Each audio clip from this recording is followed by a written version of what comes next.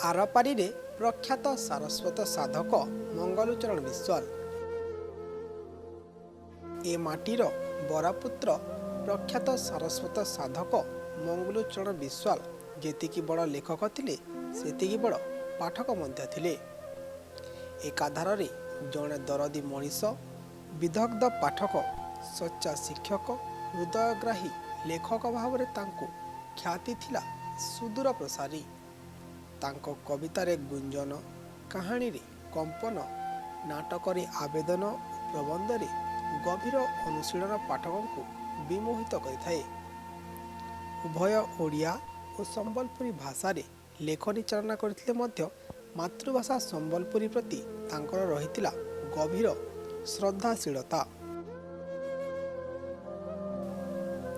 बरगड़ गणेशनगर ठारे कोविड कटकणा को दृष्टि रखी मनोहर सांस्कृतिक अनुष्ठान भेड़ेन, संबलपुरी साहित्य परिषद एवं उकिया साहित्य संसद बरगड़ मिलित आनुकूल्य रे डॉक्टर मंगलू चरण विश्वाल स्मृति सभा अनुष्ठित होइथिबा बेले सभा कार्य को मनोहर सांस्कृतिक संसद भेड़ेन सभापति उत्पन्न कुमार भोई आवाहकत्व तथा प्रोफेसर केशर रंजन प्रधान अध्यक्षतार अनुष्ठित होइथिला।